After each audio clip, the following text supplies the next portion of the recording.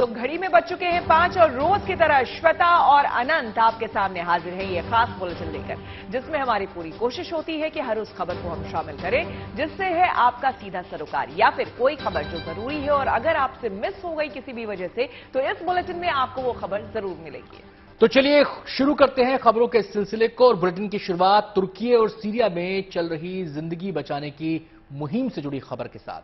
तुर्की और सीरिया में भूकंप के चलते ढही इमारतों के मलबों में जिंदगी की तलाश का मिशन जारी है।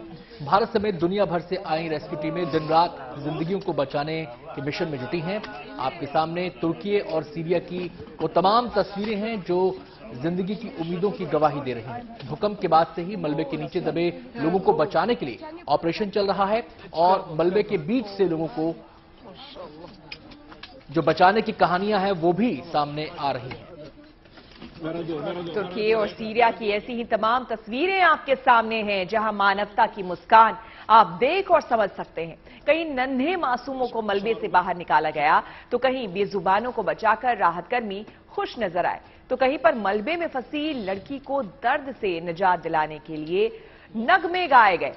उम्मीद की ये सभी तस्वीरें उन जगहों से है जहां भूकंप के झटके के बाद भारी तबाही हुई है, लेकिन ये तस्वीरें बयां कर रही है कि देखिए मानवता अभी भी जिंदा है और सुरक्षाकर्मी जी जान एक किए हुए भूकंप पीड़ितों को बचाने में लगे हुए हैं।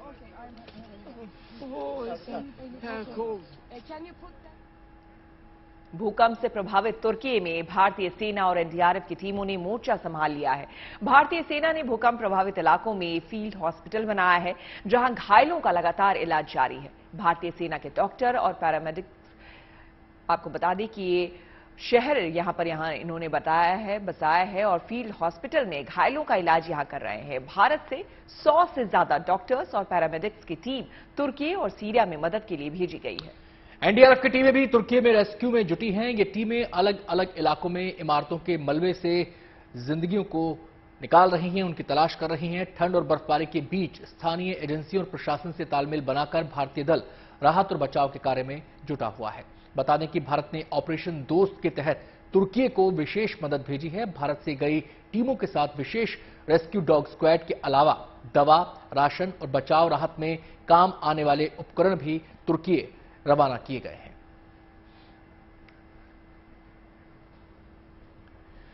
विदेश मंत्रालय के मुताबिक तुर्की के भूकंप प्रभावित हिस्सों में फंसे भारतीय सुरक्षित हैं, लेकिन एक भारतीय लापता है। भारत सरकार तुर्की में लापता भारतीय के परिवार के संपर्क में बनी हुई है।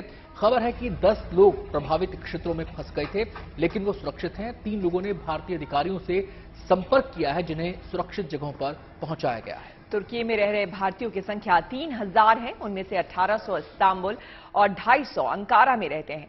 भारतीय दूतावास ने तुर्की के अदाना में कंट्रोल रूम बनाया है जिसके जरिए भारतीय नागरिकों को मदद मुहैया कराई जा रही है। 75 से ज्यादा लोगों ने दूतावास से संपर्क करके मदद और जानकारी मांगी है। तो आपको बता दें कि भारतीयों की मदद तो की ही जा रही है, लेकिन यहां पर लगातार जो लोग फंसे हुए हैं, जो लोग पीड़ित हैं, उन्हें भारत जो है वो अपनी मदद पहुंचा रहा है। 2-2 टीमें एनडीआरएफ की वहां पर रवाना कर दी गई हैं बहुत पहले ही। पैरामेडिक्स की टीम, डॉक्टर्स की टीम रवाना कर दी गई है। बाकायदा यहां पर मेडिकल कैंप्स लगाए गए हैं ताकि लोगों को जो घायल हैं उन्हें जल्द से जल्द इलाज मिल सके, दवा मिल सके और पूरी कोशिश एनडीआरएफ की टीम की तरफ से कि भूकंप में या फिर मलबे में जो लोग अभी भी दबे हैं उन्हें जल्द से जल्द बाहर निकाल लिया जाए। ओडिशा के पुरी में समंदर किनारे एक अनोखा सैंड आर्ट बनाया गया है। आपको बता दें अपनी कला के जरिए सैंड आर्टिस्ट सुदर्शन पटनायक ने तुर्की और सीरिया में भूकंप के शिकार हुए लोगों को श्रद्धांजलि दी है। उन्होंने रेत पर ऐसी मार्मिक तस्वीर उकेरी कि देखने वालों की आंखें भर आई। इस सैंड आर्ट में एक बच्चे को मकान के मलबे में दबा हुआ दिखाया गया है। यही नहीं, अगल-बगल वीरान और भूकंप से उजाड़ इमारतों को दिखाने की कोशिश इस तस्वीर के जरिए की गई है। असल में सैंड आर्ट का मकसद भूकंप से जूझ रहे लोगों के लिए मदद जुटाना है। साथ ही दुनिया भर में लोगों से भूकंप पीड़ितों की मदद के लिए आगे आने की अपील भी इस सैंड आर्ट के जरिए की गई है। और इस सैंड आर्ट को जो भी लोग देख रहे हैं वो न केवल सुदर्शन पटनायक की तारीफ कर रहे हैं बल्कि वो भी आगे बढ़कर संवेदनाएं व्यक्त कर रहे हैं और लोगों से अपील कर रहे हैं, पूरी दुनिया से अपील कर रहे हैं कि जो संभव मदद हो सकती है वो तुर्की और सीरिया के लोगों तक पहुंचाई जाए। में बोलने का ये कि परसों ही तुर्कस्तान में भूकंप हो गया। अरे उनको मानवता के प्रति इतनी संवेदनशीलता है कि 2 दिन में उन्होंने अपने शिल्प ये जो उनके जो विक्टिम हो गए उनके लिए श्रद्धांजलि अर्पित की है। अरे मेरे ख्याल से जिसके जो आदमी को संवेदनशील होता है, मानवता का प्रति जिसको आस्था होती है, चाहे वो किसका धर्म का हो, ऐसे हमारे सुदर्शन पटनायक है। मेरा भाग्य है कि मैं पुरी में आया उनका ये शिल्प देख के। मुझे सभी लोगों को विनंती है कि ये जो सामाजिक कार्य है, मानवता का कार्य है, उसके लिए उनका ये जरूर आप देखने का आइए। और अब दिल की धड़कनें बढ़ा देने वाला रेस्क्यू ऑपरेशन आपको दिखाते हैं। तस्वीरें उत्तराखंड से आई हैं। यहां भटक कर फंस गए 2 सैलानियों का एसडीआरएफ ने रेस्क्यू किया। जोशीमठ के विष्णुप्रयाग में गूगल मैप के सहारे सफर करना 2 पर्यटकों को भारी पड़ गया। दरअसल वो रास्ता भटक गए और रास्ता भटककर वो एक ऐसी जगह पर पहुंच गए जहां से उनका पैर फिसला, चट्टान से वो नीचे गिरे और वो पहुंच गए नीचे खाई में। विष्णुप्रयाग के पास पहुंचने पर दोनों ने पैदल पुलिया को टूटा देख रास्ता ढूंढा और वो नीचे गिर गए। उसके बाद उन्हें मदद की दरकार थी। हालांकि वो उम्मीद खो चुके थे, लेकिन वहां पर खड़े एक शख्स ने उन्हें देख लिया और फिर इसकी सूचना एसडीआरएफ को दी। सूचना मिलते ही एसडीआरएफ की टीम मौके पर पहुंची।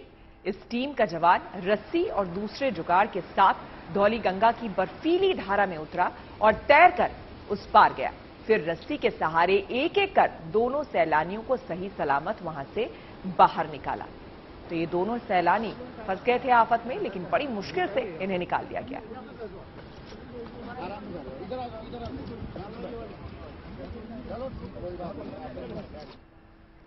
चलिए बढ़ेंगे आगे।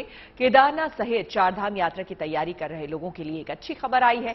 खास करके केदारनाथ धाम की पैदल यात्रा को दुरुस्त करने की कोशिश की जा रही है। केदारनाथ पैदल यात्रा मार्ग पर चलने वाले घोड़े खच्चरों की मौत कम हो, इसके लिए नया फैसला किया गया है।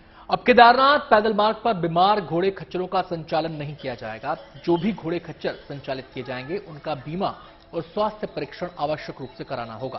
साथ ही रूट पर मेडिकल सुविधा और हर 1.25 किलोमीटर के बाद गर्म पानी की व्यवस्था की जा रही है। आपको बता दें कि केदारनाथ मार्ग पर 16 किलोमीटर की ये पूरी यात्रा है और इस यात्रा के दौरान जो लोग पैदल नहीं चल पाते हैं, जिन्हें दिक्कत होती है, खासकर बुजुर्ग लोग या जिनको कोई तकलीफ है, वो लोग घोड़े खच्चरों का इस्तेमाल करते हैं।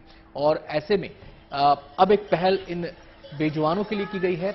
कोशिश ये की जा रही है कि इस यात्रा के दौरान इन बेजुबानों की मौत ना हो, लिहाजा ऐसे ही घोड़े खच्चरों को चलाने की अनुमति दी जाएगी जो पूरी तरह स्वस्थ होंगे।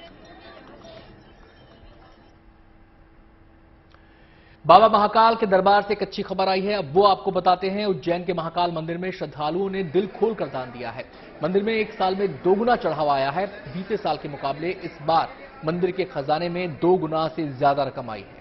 आपको बता दें, दरअसल महाकाल मंदिर कॉरिडोर महाकाल लोक के उद्घाटन के बाद उज्जैन आने वाले श्रद्धालुओं की तादाद लगातार बढ़ रही है। 2021 में मंदिर में 22 करोड़ 13 लाख रुपए चढ़ावा आया था, जबकि 2022 में आपको हम बता दें ये आगे बढ़ के 2021 में इतना आया था और 2022 में ये रकम 46 करोड़ 51 लाख रुपए तक पहुंच गई है। आपको बता दें, जब से यहां पर महाकाल कॉरिडोर बना है तब से लोगों की उत्सुकता भी बढ़ गई है।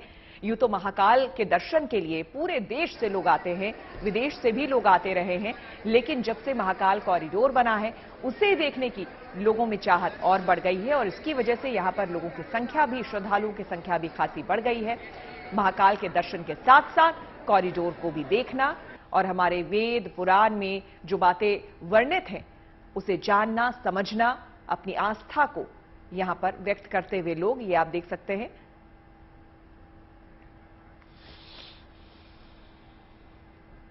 और लखनऊ में कल से शुरू हो रहे Uttar Pradesh global investors summit की तैयारियां कर ली गई हैं। आपको बता दें, ग्लोबल इन्वेस्टर्स समिट के आयोजन का स्थल पर अयोध्या, प्रयागराज जैसे शहरों के नाम पर टेंट सिटी यहां पर बनाई गई है, जहां पर मेहमानों को ठहराया जाएगा। यही नहीं, शहर के 100 होटलों में भी मेहमानों के ठहरने का इंतजाम किया गया है। साथ ही मेहमानों की आवाजाही के लिए दूसरे राज्यों से भी 800 लग्जरी गाड़ियों सहित 1750 गाड़ियों का काफिला मंगाया गया है।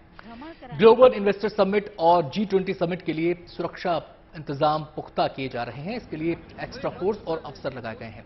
आपको बता दें कि 24 आईपीएस, 68 पीपीएस और 5415 पुलिस अधिकारियों को सुरक्षा व्यवस्था में लगाया गया है। सुरक्षा के लिए 13 कंपनी पीएसी और 3 कंपनी सीएपीएफ भी तैनात की गई हैं। इसके अलावा एंट्री ड्रोन सिस्टम के साथ यूपी एटीएस की कमांडो टीम भी जगह जगह निगरानी रखेंगी और आयोजन स्थल और हर रास्ते पर सीसीटीवी कैमरे से भी नजर रखी जाएगी।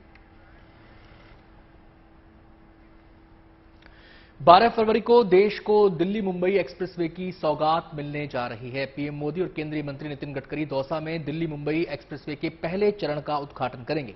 दिल्ली मुंबई एक्सप्रेसवे पहले फेज का काम पूरा हो चुका है।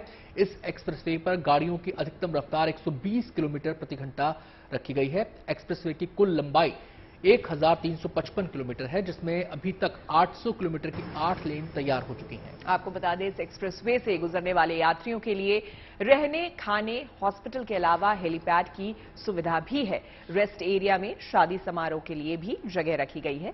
साथ ही बेबी फीडिंग एरिया, खेलने के लिए पार्क, दुर्घटना की स्थिति में ट्रॉमा सेंटर है। पुरुष और महिला वार्ड अलग अलग हैं, जिसमें करीब 10 बेड का एसी वार्ड भी है। एक्सप्रेसवे पर सुरक्षा के लिहाज से हाई क्वालिटी कैमरा सिस्टम से लैस 360 डिग्री कंट्रोल रूम बनाया गया है। और चलिए अब आपको जमशेदपुर में महाबलीपुरम के तर्ज पर विकसित हो रहे पार्क का दीदार कराते हैं। ऐसी कला से रूबरू आपको कराते हैं जो अरसा पहले देश में समाप्त हो चुकी थी। इसे फिर से जीवंत करने की तैयारी की जा रही है। पश्चिम बंगाल के कारीगर चित्तो डे पिछले 20 साल से दिन रात कड़ी मेहनत से इसे अंजाम देने में जुटे हैं। इस कला में शिला यानी कि पहाड़ियों की चट्टानों को कुरेद कर आकृतियां बनाई जाती हैं। टाटा स्टील टेल्को में एक ऐसे पार्क का निर्माण करा रही है जिसमें फूड चेन को पहाड़ी पर दर्शाया जा रहा है।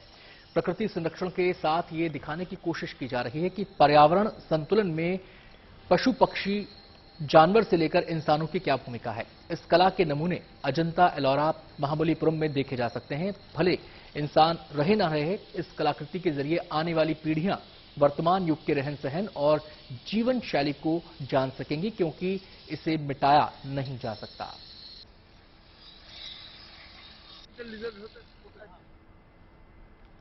छत्तीसगढ़ में सरकारी इमारतों और घरों पर ऐसा ऑर्गेनिक पेंट इस्तेमाल किया जा रहा है जिसे गाय के गोबर से बनाया गया है। ये पेंट पर्यावरण के अनुकूल है, साथ ही सेहत के लिहाज से भी इस पेंट को बेहतर बताया जा रहा है, जिसके चलते हीरापुर इलाके के लोग इसकी तरफ आकर्षित हो रहे हैं और अपने घरों पर इस पेंट का इस्तेमाल कर रहे हैं। छत्तीसगढ़ में गोधन न्याय योजना के तहत 8000 से ज्यादा गौठान स्थापित किए गए हैं, जहां पर पशुपालकों और किसानों से 2 रुपए प्रति किलो गोबर और 4 रुपए प्रति लीटर गोमूत्र खरीदा जा रहा है।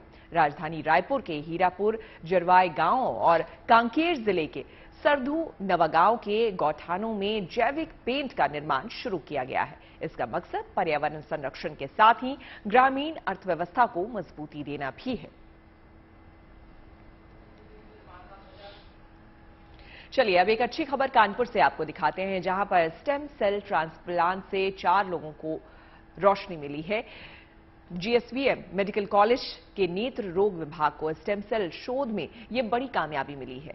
यहां पर जन्मात और गंभीर बीमारी के चलते रेटिना खराब होने से आंखों की रोशनी गंवा चुके 4 लोगों की रोशनी लौट आई है। इन सभी में स्टेम सेल ट्रांसप्लांट किया गया, जिससे कि 4 महीने में ये नतीजा सामने आया है। इस मेडिकल कॉलेज के नेत्र विज्ञान विभाग के प्रमुख डॉक्टर परवेज खान के मुताबिक वो जुलाई 2022 से शोध कर रहे हैं, जिसमें प्लेसेंटा के अवशेषों से स्टेम सेल निकालकर रेटिना में ट्रांसप्लांट करने की कोशिश की गई, जिसका अप्रत्याशित नतीजा सामने आया है। और अब बात मध्य प्रदेश के पन्ना के सिमरिया गांव के एक किसान की बेटी की, जिसने 5 भाषाओं में गाने का हुनर हासिल कर लिया है। केवल 14 साल की शक्ति दुबे की इस काबिलियत की हर तरफ चर्चा हो रही है। शक्ति ने बागेश्वर धाम के महाराज धीरेन्द्र कृष्ण शास्त्री के भी मंच पर गीत गाया है, जिससे उसकी शोहरत बढ़ गई है। अब उसके गानों के एल्बम भी निकल रहे हैं।